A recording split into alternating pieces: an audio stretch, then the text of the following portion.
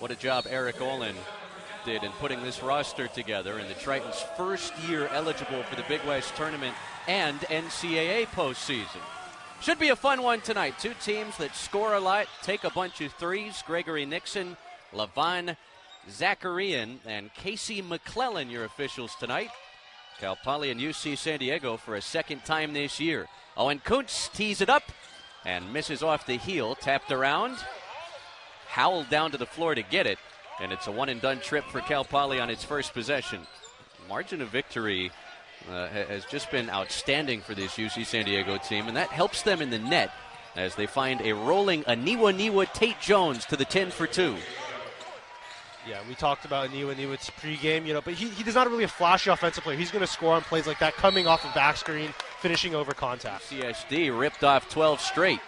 Cal Poly with a 6-0 burst. Tait-Jones, the hesitation, and draws the foul. He is among the nation's best. First meeting between these teams last month when he dropped 25 on Cal Poly.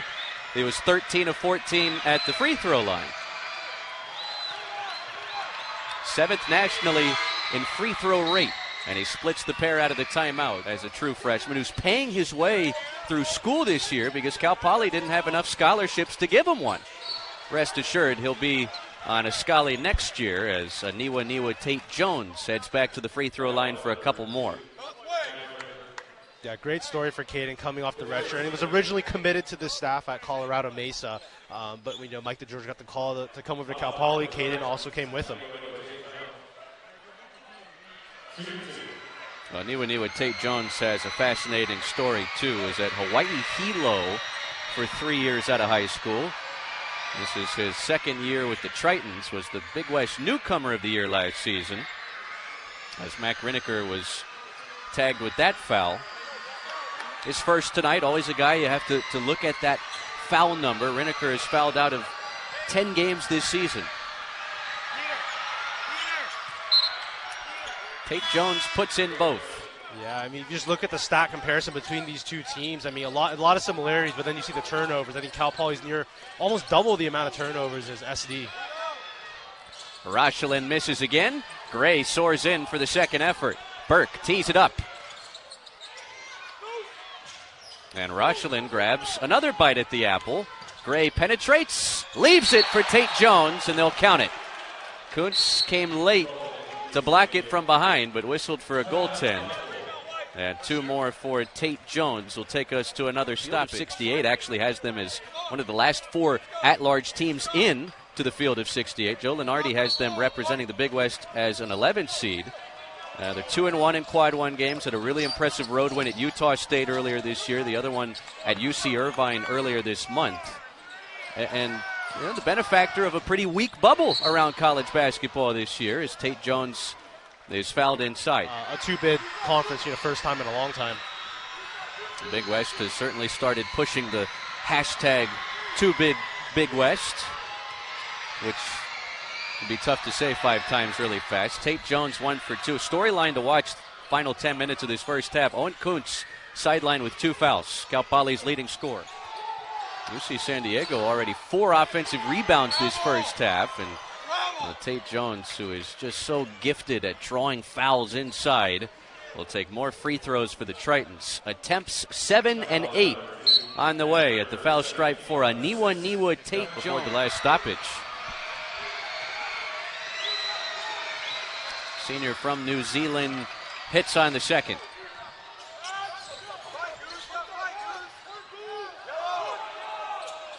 This is where Tait-Jones is dangerous.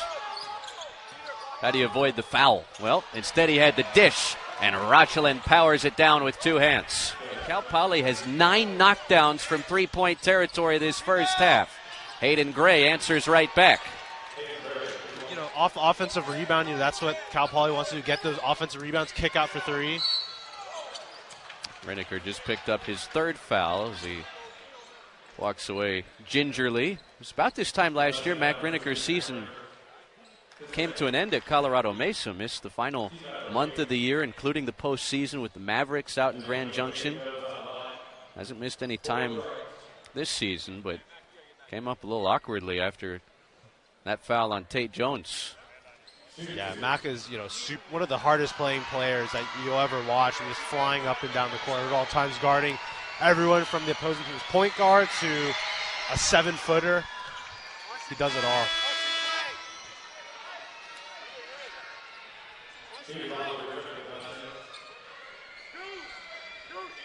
Well, this is what Aniwa Tait-Jones does. This will be his 11th free throw attempt of the first half. Good teams close halves like this. UC San Diego has scored 10 straight. Try and creatively manage the 3 fouls he picked up because Tait-Jones will be going after him. Yeah, I mean, you kind of saw, too, once he came out of the game, how that offense kind of stalled out for Cal Poly a little bit. Already running a play for him, first play out of the gate, posting up Tait-Jones, turnaround. 5 minutes of scoreless basketball now when you piece together the end of the first half and the start of the second for Cal Poly as Riniker picks up his 4th foul. Much to the chagrin of the Mustang bench. The baseline walled off by Hyder. Tait-Jones going baseline, off the glass and good.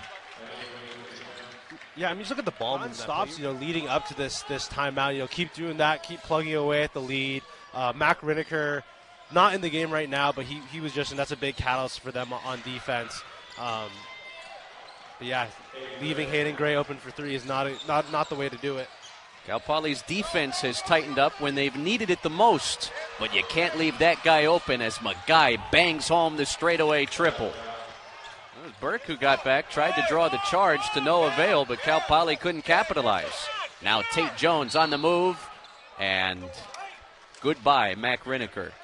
He is fouled out with 7:52 to go. Made a nice effort to try to get his feet set, but Tait-Jones is a foul-drawing maestro. Cal Poly's three-point shooting trying to keep them close. They trail by 14.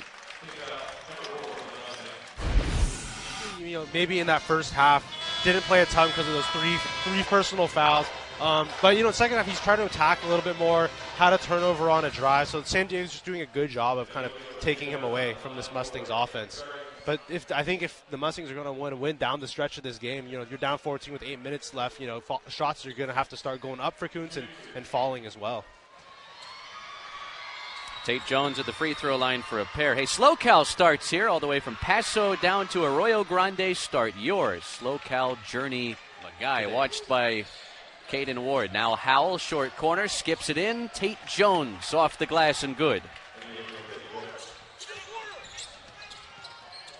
Kuntz gives it right back.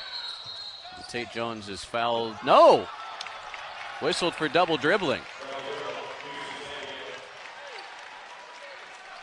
Another Triton turnover. Although up 17 with 6:25 left, you wonder how much it'll matter, if at all. Yeah, Kuntz may have gone away with a little grab right there, I think. I think that's what caused the double dribble. In the net metric. So don't expect the Tritons to take the foot off the gas here. K-pitch. And an out on the corner pop.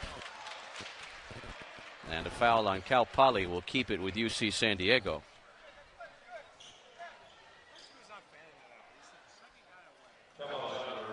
Yeah, got to box out Tait-Jones there, who's shaking his shoulder a little bit. Looks like he got banged up on that play.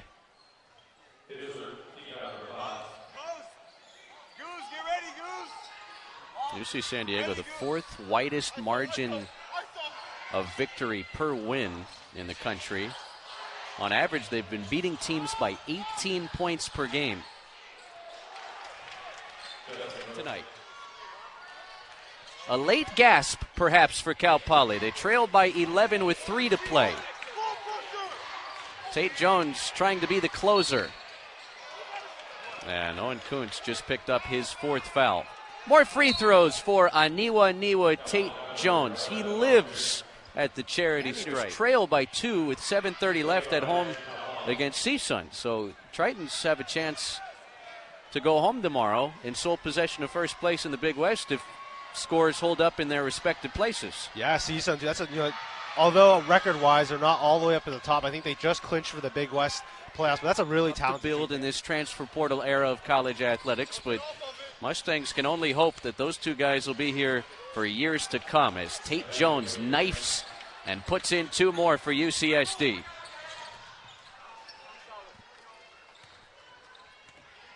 Well, UC San Diego wins an 8th straight as they sweep the regular season series from the Cal Poly Mustangs on a night where they shot just 22% from distance. It didn't really matter a whole lot when the final buzzer sounded.